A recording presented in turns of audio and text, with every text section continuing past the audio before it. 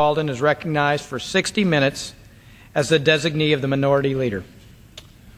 Thank you, Mr. Speaker, and I want to my greetings to my colleagues, especially my friend from Ohio, on her remarks, and I look forward tonight to talking about another civil right, and that is about freedom of expression. Guaranteeing that we have the ability to have freedom of expression of even controversial political and religious topics on America's airwaves.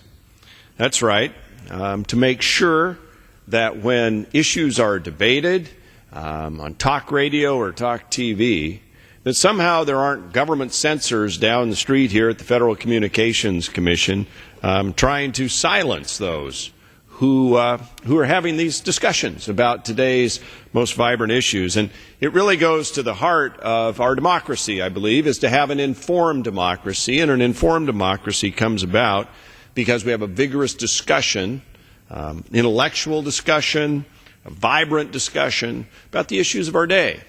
And certainly, whether you're a conservative member of the House or a liberal member of the House or somewhere in between, we all debate these issues here, and some of what we say here actually ends up out on the airwaves of our broadcast radio and television stations. And that's a healthy thing for our country, for our democracy, and for an informed electorate. In 1949, the Federal Communications Commission promulgated a regulation that said every time you have a discussion about a controversial issue, you have to have an opposite viewpoint presented on the public's airwaves. Now, on its face, that certainly sounds fair, and that's why they called it the Fairness Doctrine. And the whole premise was, in 1949, that there weren't many radio stations. I think there were 2,800 of them or something. That's right, 2,800. And this was all designed to try and spur communication, to spur this debate on the airwaves, to have opposing viewpoints come forward. This was the government's view of how you do this. This is what the federal government said. This is how we'll get this discussion going on the public's airwaves. There aren't too many radio stations. There were very few television stations. There certainly was no internet, no iPod, no cable, I mean, that was kind of it. And so they said, we'll pass this regulation, and that'll cause all this great discussion to occur. Well, guess what? That was 1949. Talk radio really didn't come about until about 1988, when after a series of court decisions found that the so-called Fairness Doctrine really wasn't fair at all, but moreover, didn't spur the kind of debate on the public's airwaves. And in fact, the courts have held, and I'll get into this in detail here in a few minutes, that this federal regulation actually had a very chilling effect on free speech, very chilling effect. Actually discouraged discussion of public policy issues on the airwaves. That's right, discouraged discussion of public policy on the airwaves, had a chilling effect on free speech in America. And as a result, the Federal Communications Commission in 1987, I believe it was, decided to repeal the so-called Fairness Doctrine. What happened after that? Well, my colleagues, what happened after that was all of a sudden, talk radio came to life in America. Now, you may like certain hosts and you may despise certain hosts. You may be a conservative member of this House and think everything Rush Limbaugh says is gospel, and the same thing with Sean Hannity. You may be a liberal member of this House and like the words of Al Franken or Alan Colmes or someone. None of those hosts would be at the level they are today if the Fairness Doctrine were still in place. So what am I down here talking about the Fairness Doctrine? A regulation that was repealed 1987, 20 years ago. What's the issue? Well, the issue is this, that there are members of this body and the one down across the Capitol. There are the powerful elite in this city who don't like what happens on talk radio. Makes their lives uncomfortable. Gives them great discomfort. The most recent example of which was when the Senate was debating the immigration legislation and moving quite rapidly forward on that flawed legislation, and talk radio got a hold of it on the conservative side more than the liberal side and began to go into it in detail with the audiences that they reach, the millions and millions of average Americans out there who are listening to talk radio. The more they educated the public, the more they debated and engaged their audiences in this debate, the more pressure got turned up on this issue.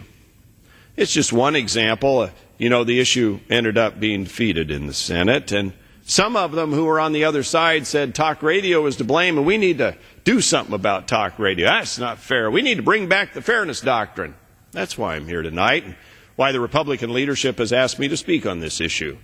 Because there is a very real threat at very high levels in the government, the Congress that is, to bring back the Fairness Doctrine, which would be one of the worst things, I think, could happen. Now, why'd they ask me?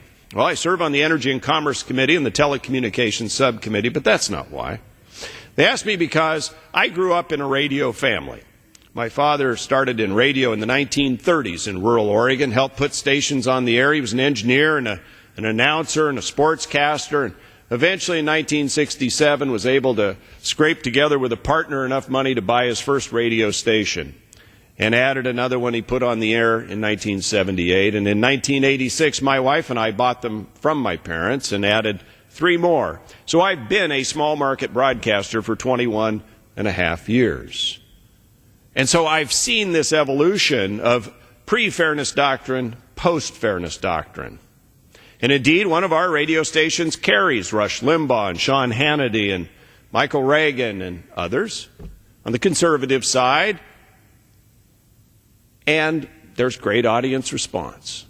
There are other radio stations, Portland and around, that have great audience response from Air America and the liberal viewpoints.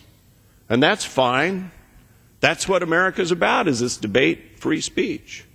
And I think that even liberals and conservatives should be able to agree that having somebody down at the Federal Communications put in regulation the so-called chilling Fairness Doctrine would be the worst thing that could happen to the debate about public policy in America, the worst thing.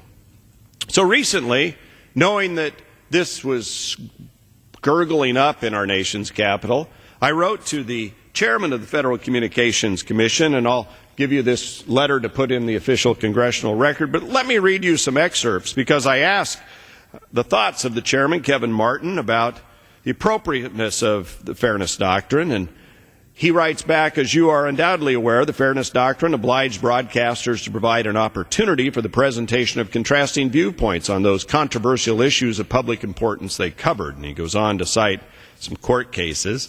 In 1987, based on a 1985 report on the Fairness Doctrine and an extensive subsequent administrative record, the Commission concluded that enforcement of the Fairness Doctrine was not in the public interest, and thus decided to abandon it. Among other things, the Commission found that the doctrine, quote, chilled speech, unquote, by, quote, providing broadcasters with a powerful incentive not to air controversial programming above a minimal amount in order to avoid burdensome litigation over whether it had complied with its obligation to provide contrasting viewpoints. Based on its examination of the record, the Commission concluded the Fairness Doctrine had created a climate of timidity and fear which deterred the coverage of controversial issue programming.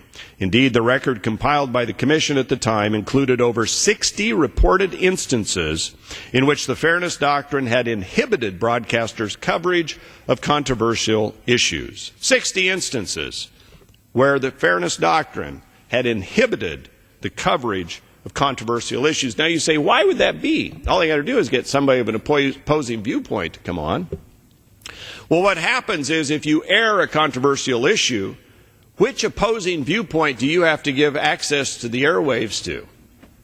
And there are multiplicity of groups out there who demand that access, and if they didn't get it, they would threaten the very license of the broadcast station. They'd threaten them at the FCC, the Federal Communications Commission. If you go back, there are examples in the 1960s of the Nixon White House and the Kennedy White House using the Fairness Doctrine to try to intimidate and silence their critics.